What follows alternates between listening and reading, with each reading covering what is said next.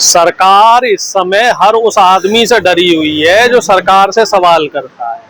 आप देखो, नेशनल दस्तक जैसा एक बहुत प्रतिष्ठित न्यूज चैनल, उसका फेसबुक पेज सिर्फ इसलिए उड़ा दिया गया क्योंकि वो लगातार बहुजनों के मुद्दों पर सरकार से सवाल कर रहे थे। आरक्षण के मुद्दे पे सरकार से सवाल कर रहे थे।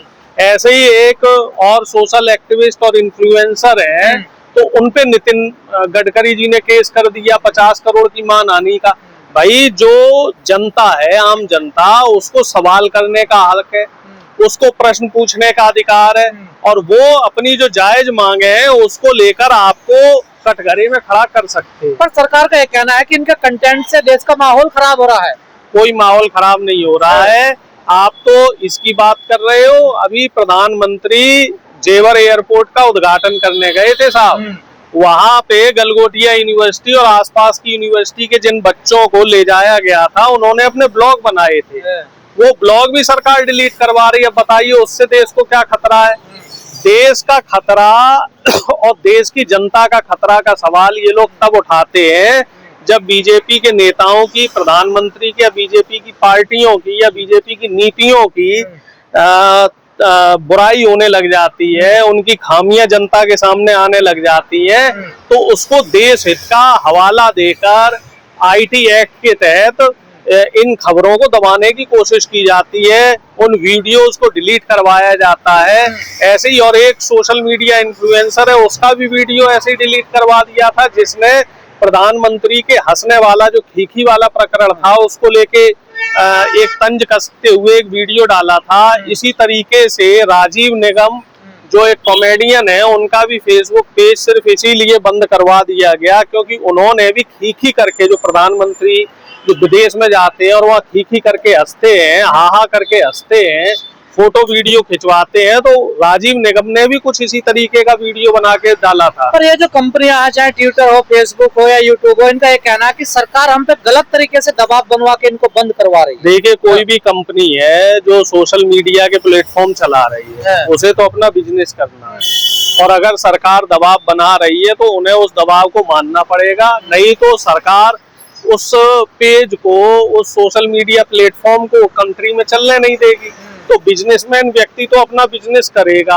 अब उसमें सरकार के लोग और आईटी रूल्स का हवाला देकर अगर उसमें वहां ऑब्जेक्शंस लगाए जाएंगे तो निश्चित तौर पे लोग फिर जो ये कंपनियां हैं, ये तो उनकी कंटेंट को भी डिलीट करेंगे। हम तो कानून के दायरे में रहकर कर रहे हैं ना। देखिए, कानून बनाया किसने? सरकार के लोग। नहीं, कांग्रेस के समय जो कानून बना था आईटी वायलेशन का, और अब बीजेपी के समय जो कानून है, उसमें जमीन आसमान का फर्क हो गया। अभिव्यक्ति की आजादी कांग्रेस ने दे रखी थी, जिस अभिव्यक्ति की आजादी को बीजेपी ने खत्म कर दिया। अब बीजेपी शासन काल में आप ना तो सरकार से कोई सवाल कर सकते हो, ना सरकार की किसी गलत नीति पे आप कोई बात कह सकते हो, और आप अगर कोई इस तरीके से रिपोर्टिंग भी कर रहे हो, जैसे श्याम मीरा सिंह है, उसने नोएडा में रिपोर्टिंग करी, उसके खिलाफ एफआईआर हो गई। ऐसे नवीन कुमार है, नवीन कुमार को देखो बीजेपी आरएसएस के लोग कितना परेशान कर रहे हैं। और अब जो नेशनल दस्तक कोई ऐसा वैसा चैनल नहीं है, नेशनल दस्तक बहुत बड़ा चैनल है, 1 करोड़ से ज्यादा फॉलोवर। इसी तरीके से बता रहे हैं, मॉलिटिक्स का भी फेसबुक पेज उड़ा दिया गया है। मॉलिटिक्स भी जो सोशल मीडिया पे लगातार सरकार से सवाल कर रहा था। न्यूज लॉन्ड्री वालों को भी परेशान किया जा रहा है, और पीएम पहले बंद, 4PM को बंद किया जा चुका है, उसका तो यूट्यूब चैनल ही उड़ा दिया है। तो इस तरीके से जो भी व्यक्ति सरकार से सवाल कर रहा है, चूंकि अब 5 राज्यों के चुनाव है और आगे भी उत्तर प्रदेश जैसे महत्वपूर्ण राज्य का चुनाव आने वाला है, तो ये बीजेपी के लोग बता रहे हैं कि अप्रैल में कुछ नए आईटी गाइडलाइन भी संशोधन किया जा रहा है। तो अब इससे क्या होगा कि आप सरकार से तीखे सवाल नहीं कर सकते, आप सरकार से डायरेक्ट कोई चीज नहीं पूछ सकते, आप सरकार की किसी खामी को डायरेक्ट उजागर नहीं कर सकते। अगर आप उजागर करोगे तो आपके खिलाफ केस कर दिया जाएगा। पहले बीजेपी ने मीडिया को अपने गिरफ्त में किया, फिर बीजेपी ने प्रिंट मीडिया और अखबार चैनलों को अपने गिरफ्त में किया, और अब बीजेपी जो सोशल मीडिया इन्फ्लुएंसर है और जो सोशल मीडिया पर जो चैनल्स चल रहे हैं, जो पत्रकार हैं सोशल मीडिया के, धीरे धीरे उन पे शिकंजा कसने का काम कर तो क्या रही इस है। कानून में बदलाव होना चाहिए जो IT एक्ट? देखिए, IT एक्ट में बदलाव होना चाहिए और IT एक्ट को लिबरल रखना चाहिए। जो आम व्यक्ति है उसे सवाल करने का अधिकार होना चाहिए।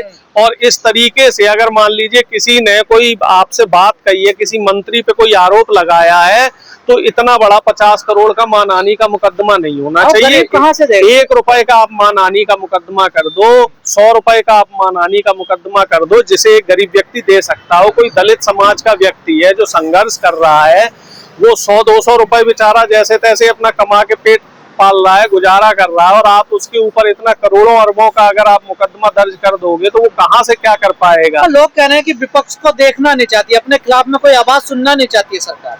देखिए, सरकार इस समय पूरी तरीके से तानाशाही हो चुकी है, सरकार पूरी तरीके से निकम्मी हो चुकी है। जब इजराइल और अमेरिका के प्रति जो सरकार का रुझान था उसको लेके इनकी खिंचाई हुई, तब ये संसद में प्रधानमंत्री कह रहे हैं कि विपक्ष जो है, विपक्ष इस समय मुसलमान परस्त हो गया है, पाकिस्तान परस्त हो गया है। अब देखो, अमेरिका क्या सवाल किया विपक्ष ने कि रूस और यूक्रेन में जब आप मध्यस्थता कर सकते हैं तो अमेरिका और ईरान में मध्यस्थता क्यों नहीं कर सकते। तो इस पे सरकार के जो विदेश मंत्री है वो क्या कह रहे हैं कि मध्यस्थता करने वाले दलाल होते हैं, हम दलाली नहीं करेंगे। इसका मतलब रूस और यूक्रेन में आपने दलाली करी थी और यहाँ आपको मौका नहीं मिला तो आपने उसको दलाली जैसा शब्द जोड़ दिया।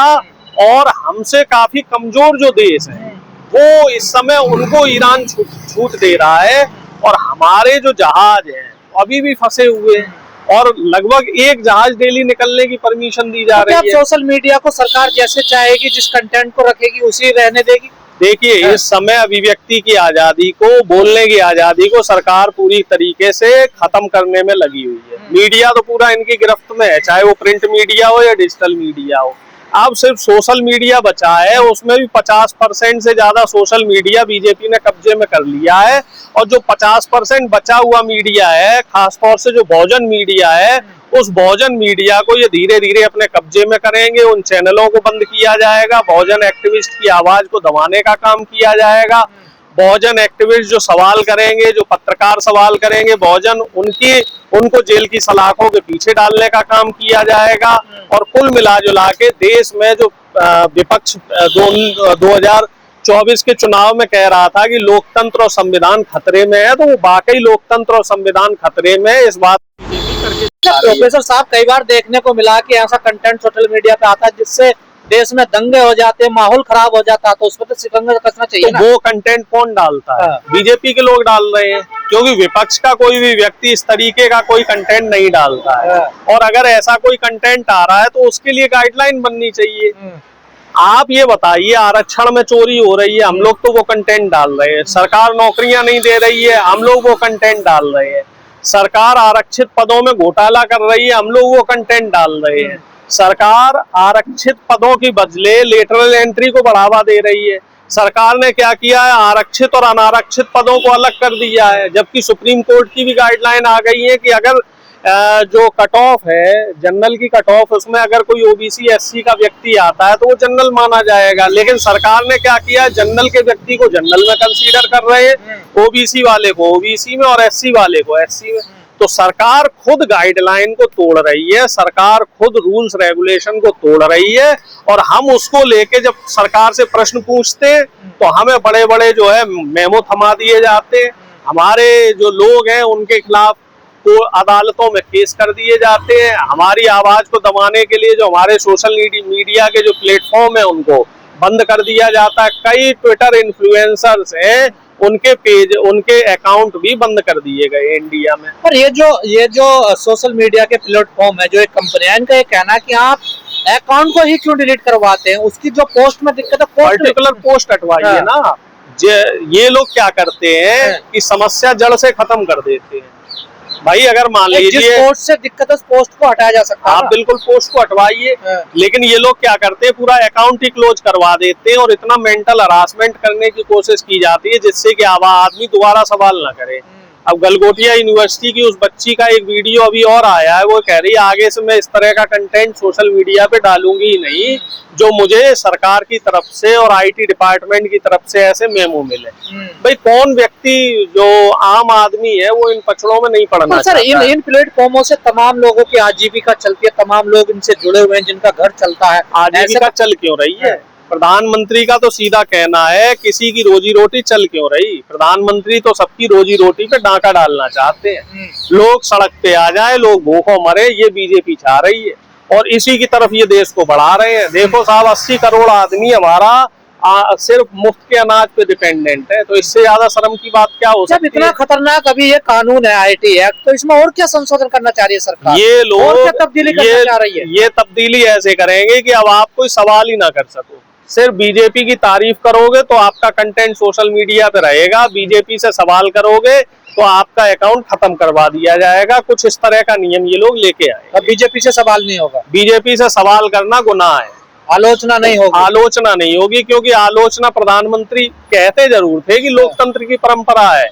लेकिन लोकतंत्र की परंपरा में अब आलोचना जैसा शब्द खत्म करने की तैयारी बीजेपी कर रही है। एक तरीके से माना जाए क्या तानाशाही, हिटलरशाही, पूरी 100% तानाशाही और हिटलरशाही का शासन इस देश में आ चुका है और हम लोग उस दौर को देख रहे हैं जहां लोकतंत्र क्या कहते हैं कराहे भर रहा है। न्यायपालिका का क्या इसमें रुक रहे हैं? न्यायपालिका भी देखिए सरकार के आगे कहीं ना कहीं बेबस हो जाती है, क्योंकि सरकार के पास इतनी पावर है कि वो इस तरह के एक्ट और नियम ले आएंगे। न्यायपालिका क्या करेगी? लाखों करोड़ों केस उनके पास पहले से पेंडिंग है और वो लोग भी कहीं ना कहीं जो उसमें जज हैं वो भी आरएसएस की विचारधारा के लोग हैं जिनको वहां अपॉइंट करवाया जाता है।